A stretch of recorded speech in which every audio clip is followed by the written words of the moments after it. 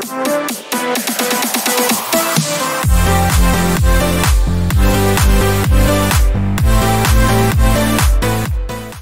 Assalamualaikum warahmatullahi wabarakatuh. Berjumpa lagi bersama saya di channel ini. Dan teman-teman guru sekalian, kali ini kita akan membahas tentang rancangan pembelajaran inovatif. Materi ini merupakan materi yang ada di modul pedagogik. Baik, kita langsung saja. Rancangan pembelajaran inovatif. Menurut Smith dan Regan tahun 1999, rancangan pembelajaran adalah proses sistematis dalam mengartikan prinsip belajar dan pembelajaran ke dalam pedoman untuk bahan dan aktivitas pembelajaran.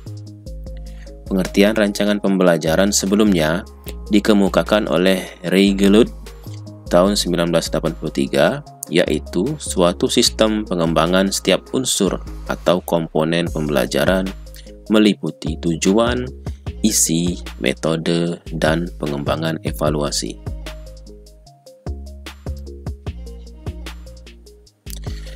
Adapun menurut Gagne, Briggs, dan Wager tahun 1992, rancangan pembelajaran adalah penyiapan kondisi eksternal peserta didik secara sistematis yang menggunakan pendekatan sistem guna meningkatkan mutu kinerjanya.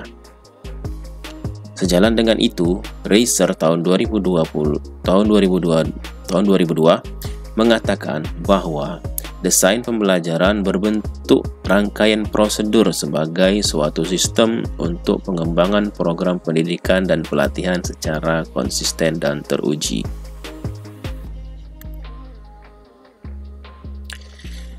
Dari beberapa pengertian di atas, dapat disimpulkan bahwa rancangan pembelajaran adalah suatu prosedur sistematis yang terdiri dari beberapa komponen menjadi satu kesatuan yang saling terkait dan mempengaruhi untuk mencapai tujuan pembelajaran tertentu secara konsisten dan teruji. Berikut ini adalah karakteristik rancangan pembelajaran inovatif. Karakteristik rancangan pembelajaran inovatif abad 21 beserta penerapannya dalam RPP yaitu: yang pertama adalah kolaborasi peserta didik dan guru. Pada era industri 3.0, orientasi pembelajaran berpusat pada peserta didik. Orientasi ini berangkat dari paradigma bahwa peserta didik merupakan subjek aktif baik secara individu maupun kolektif. Belajar tidak lagi mengandalkan informasi dan pengetahuan dari guru semata, tapi lebih menerapkan pilihan aneka sumber belajar sesuai dengan perbedaan karakter, kebutuhan, dan setting yang mengitarinya. Kemudian pada era industri 4.0, orientasi pembelajaran yang berpusat kepada peserta didik telah berubah menjadi pembelajaran kolaborasi antara peserta didik dan guru.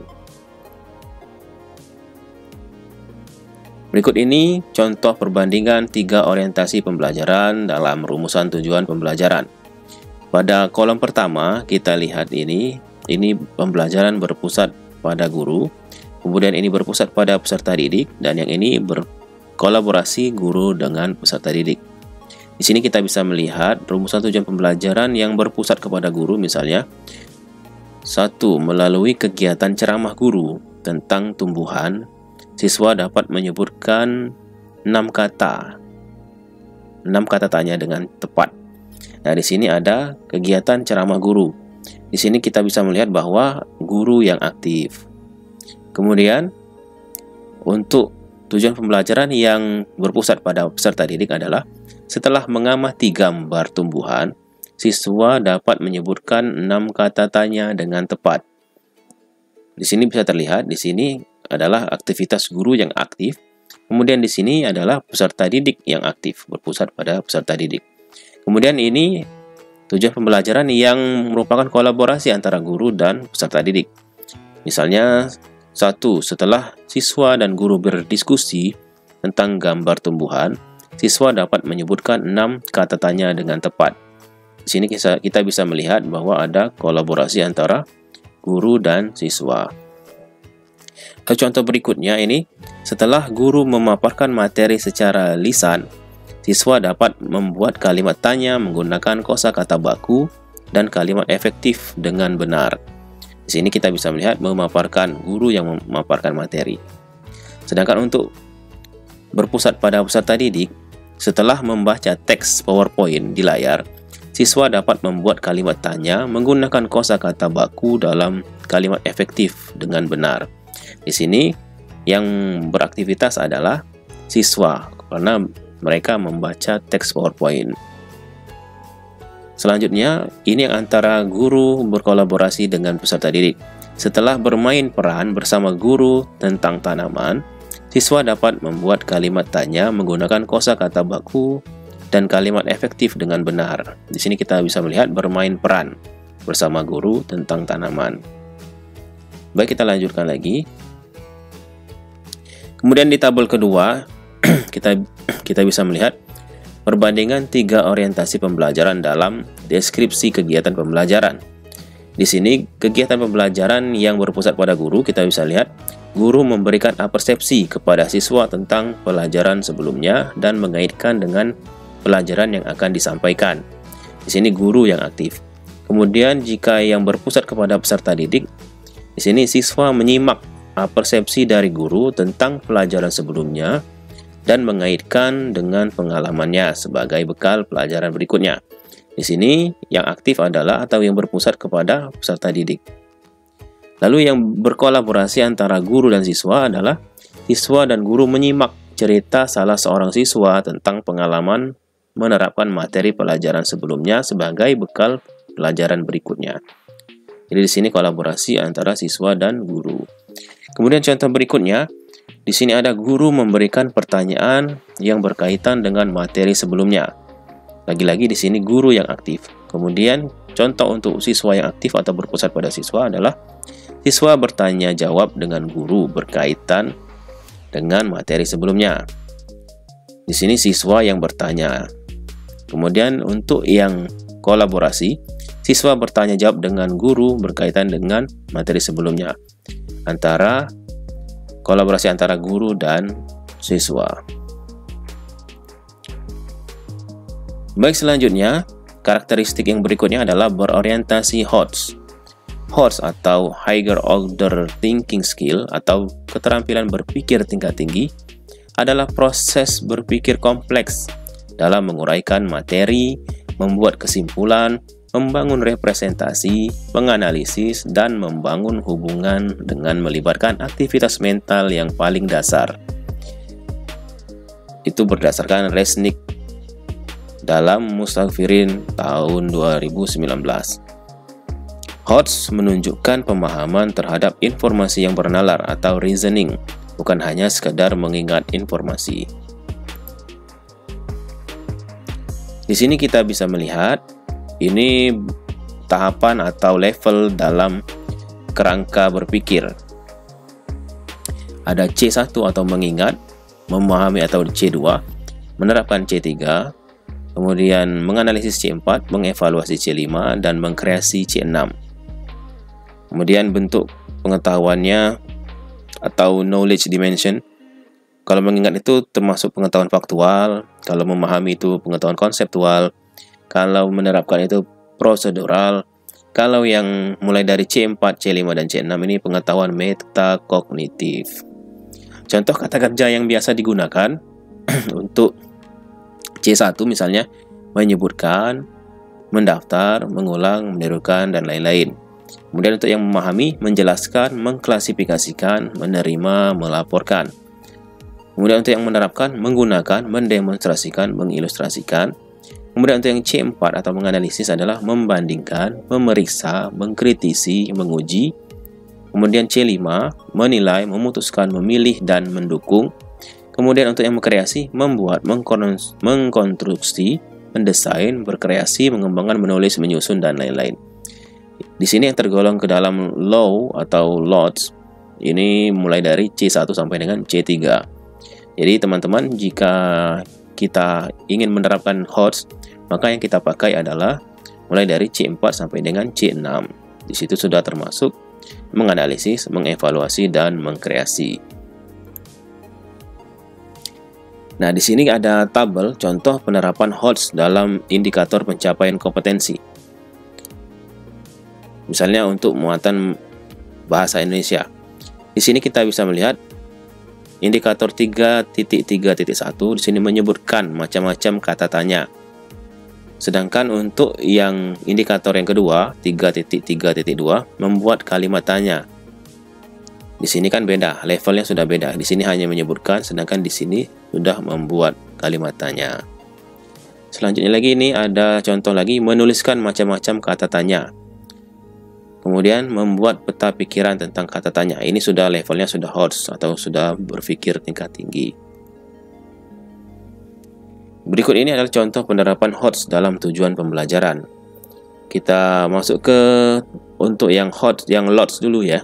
Yang LOTS dulu. Misalnya di sini melalui kegiatan mengamati tumbuhan, siswa dapat mengidentifikasi bentuk dan fungsi bagian tumbuhan dengan baik. Nomor 2-nya, setelah mengidentifikasi bagian dari tumbuhan, siswa dapat menyebutkan bentuk dan fungsi bagian tumbuhan yang baik. Di sini ada mengidentifikasi dan menyebutkan. Mengidentifikasi dan menyebutkan ini tergolong LOTS ya. Kemudian untuk yang HOTS, di sini ada melalui kegiatan mengamati tumbuhan, siswa dapat membandingkan bentuk dan fungsi bagian tumbuhan dengan baik. Di sini ada membandingkan, sedangkan ini tadi hanya mengidentifikasi. Selanjutnya, setelah mengidentifikasi bagian dari tumbuhan, siswa dapat menilai bentuk dan fungsi bagian tumbuhan yang benar. Menilai bentuk juga termasuk sudah HOTS. Baik, berikutnya, karakteristik berikutnya adalah mengintegrasikan teknologi informasi dan komunikasi atau ICT. Jadi pada dunia pendidikan, rancangan pembelajaran inovatif tentunya semaksimal mungkin untuk mengintegrasikan ICT. Penggunaan laptop, HP, atau gawai lainnya oleh guru maupun siswa dalam kegiatan pembelajaran di kelas maupun di luar kelas merupakan wujud dari integrasi ICT. Ciri rancangan pembelajaran yang mengintegrasikan ICT dalam RPP ada pada komponen tujuan pembelajaran, langkah-langkah kegiatan pembelajaran, pilihan media atau sumber belajarnya, dan berikut contoh rumusan tujuan pembelajaran yang mengintegrasikan ICT maupun yang tidak. Nih contohnya, tujuan pembelajaran yang tidak mengintegrasikan ICT melalui kegiatan membaca buku teks. Membaca buku teks, dari sini saja kita sudah tahu bahwa ini tidak menerapkan teknologi. Lalu yang kedua, setelah bertanya jawab dengan guru. Bertanya jawab dengan guru juga tidak melibatkan teknologi. Sedangkan untuk yang memadukan ICT, di sini kita bisa melihat melalui kegiatan mengamati video tentang tumbuhan. Mengamati video tentang tumbuhan. Di sini pasti kita menggunakan media yang berhubungan dengan teknologi.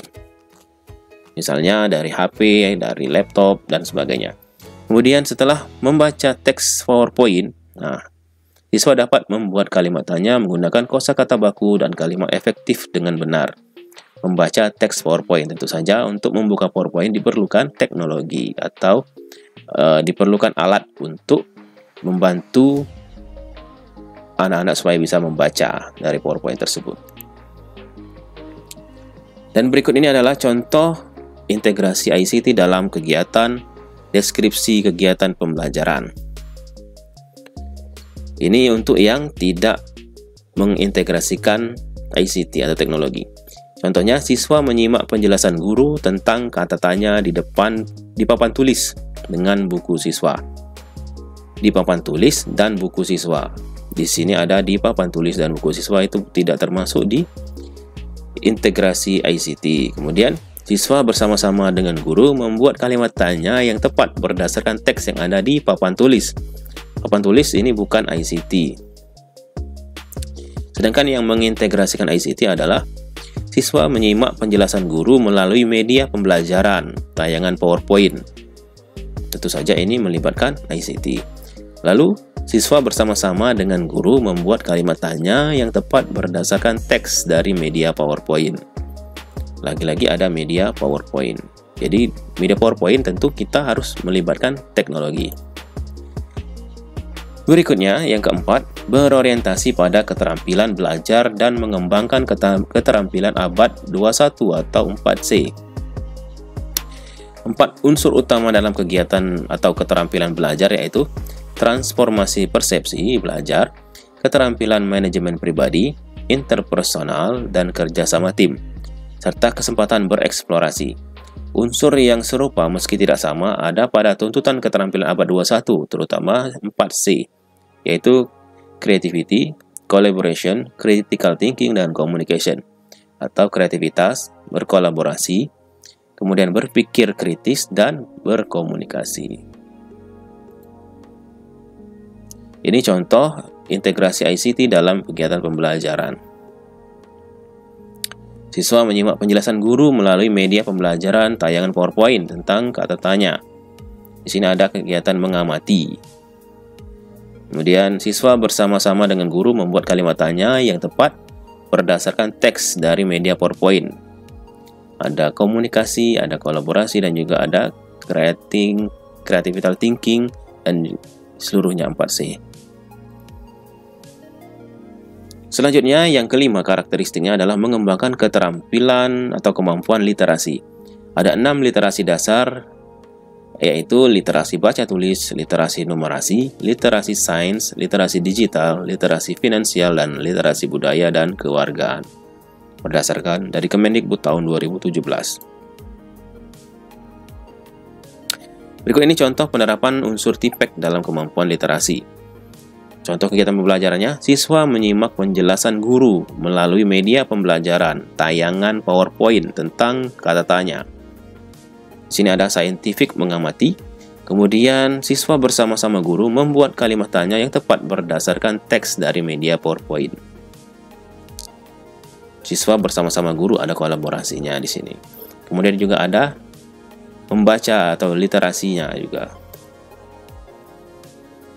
Lalu yang terakhir, penguatan media karakter, penguatan pendidikan karakter maksud saya, atau PPK, merupakan karakteristik pembelajaran inovatif berikutnya. Terdapat 5 karakter utama dalam PPK yang bersumber dari Pancasila, yaitu religiositas, kemudian nasionalisme, integritas atau kejujuran, kemandirian, dan gotong royong. PPK dapat dicapai melalui aktivitas berbasis kelas, berbasis budaya sekolah, dan berbasis masyarakat. PPK berbasis budaya sekolah berupa kegiatan 6 literasi, sedangkan PPK berbasis kelas berupa pembelajaran tematik yang menggunakan kompetensi abad 21 terutama 4C, serta keterampilan berpikir tingkat tinggi atau HOTS. Dan berikut ini contoh penerapan unsur PPK dalam tujuan pembelajaran. Misalnya di sini ada dengan permainan memilih kartu kata, siswa dapat menentukan kata yang tepat sesuai dengan anggota tubuh secara teliti. Secara teliti masuk di nilai PPK. Kemudian melalui demonstrasi, siswa dapat menerapkan aturan sebelum, saat, dan sesudah makan dengan sikap kemandirian dan kedisiplinan. Kemandirian dan kedisiplinan termasuk nilai PPK. Lalu, melalui bermain peran, siswa menunjukkan sikap kemandirian dalam mengikuti aturan saat makan dengan baik. Ada sikap kemandirian. Kemudian contoh penerapan unsur PPK dalam deskripsi kegiatan pembelajaran. Di sini kita lihat kegiatan pendahuluannya. Suatu guru bersama siswa saling memberi dan menjawab salam serta menyampaikan kabarnya masing-masing. Siswa dicek kehadiran dan melakukan presensi dengan guru. Kemudian kelas dilanjutkan dengan berdoa. Berdoa masuk di PPK religiositas. Kemudian doa dipimpin oleh siswa yang datang paling awal. Kemudian untuk menghargai kedisiplinan merupakan juga PPK. Selanjutnya, siswa menyiapkan diri agar siap untuk belajar serta memeriksa kerapihan diri dan bersikap disiplin dalam setiap kegiatan pembelajaran. Di sini termasuk juga kegiatan 4C yaitu communication. Selanjutnya, siswa menyanyikan lagu Indonesia Raya dan mendengarkan penjelasan guru tentang pentingnya menanamkan rasa nasionalisme. Masuk di PPK nasionalisme. Baik teman-teman, sekian dulu video kita yang membahas tentang karakteristik pembelajaran inovatif. Semoga video ini dapat bermanfaat bagi teman-teman sekalian. Wassalamualaikum warahmatullahi wabarakatuh.